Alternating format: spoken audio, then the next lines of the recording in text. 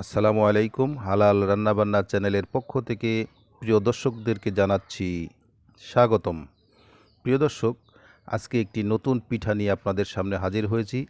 সেটি হচ্ছে chocolate peanut পিঠা। আমরা বাদাম দিয়ে চকলেট দিয়ে একটি পিঠা তৈরি করেছি। নতুন একটি আইডিয়া, নতুন একটি আইটেম। প্রিয় দর্শক, আমাদের চ্যানেলটি ভালো লাগলে সাবস্ক্রাইব করে রাখবেন এবং শেয়ার করে দেবেন। বেল বাটনটি অন করে রাখবেন, তাহলে নিত্য নতুন আইটেম আপনাদেরকে দেখাবো। চলুন দেখা যাক কিভাবে আজকের পিঠাটা আমরা তৈরি করি দর্শকদের সাথে নিয়ে।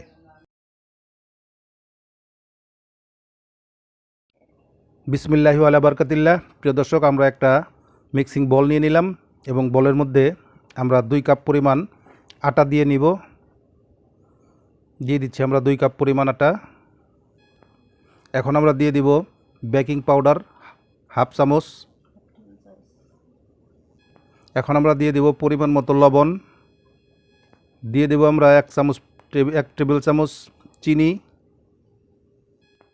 এবং আমরা দিয়ে দেব এখন 2 টেবিল চামচ তেল, সয়াবিন তেল আমরা দিয়ে দিলাম। এখন আমরা দিয়ে দিব একটি ডিম।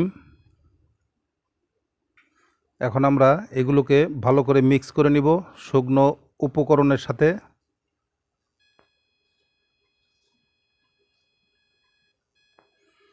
প্রিয় দর্শক, ডিমের ফ্লেভারটা দূর করার জন্য আমরা কয়েক ফোঁটা ভ্যানিলা এসেন্স দিয়ে দিলাম। এখন এগুলোকে মিক্স করে নেব।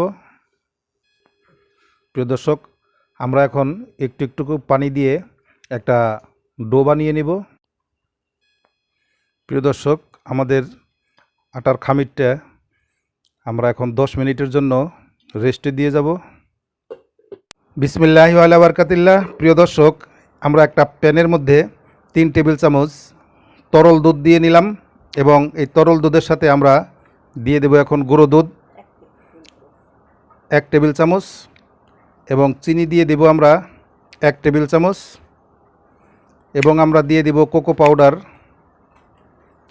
হাফ চা চামচ দিয়ে দিলাম। এখন আমরা এটাকে ভালো করে মিক্স করে নেব।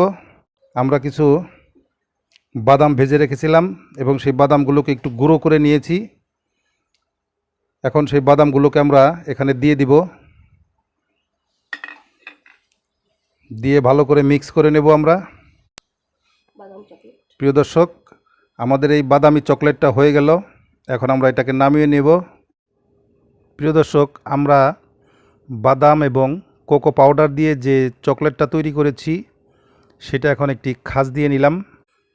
প্রিয় দর্শক, আমরা যে আটাগুলো ডো বানিয়ে রেখেছিলাম সেই আটাগুলোকে আমরা এখন ছোট ছোট টুকরো করে ভাগ করে নিচ্ছি। প্রিয় দর্শক, আমরা সেই আটা থেকে ছোট একটা রুটির আকার দিয়ে নিলাম একটু লম্বা সাইজ করে।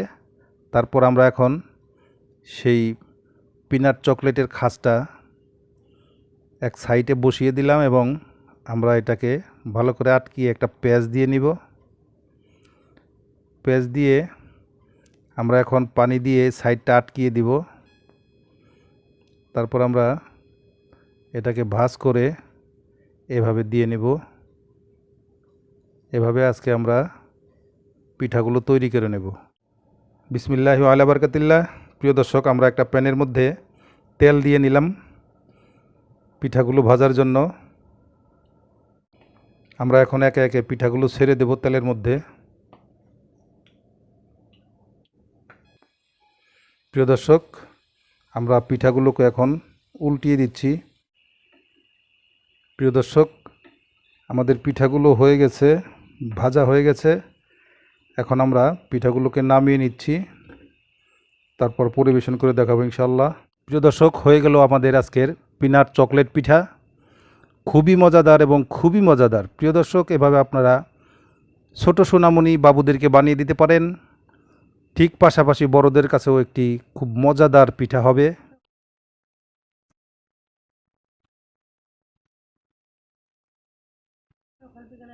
এবং সকালে এবং বিকালের নাস্তা এটি খুবই মজাদার হবে। আপনারা এটি বাড়িতে বানিয়ে ট্রাই করে দেখতে পারেন।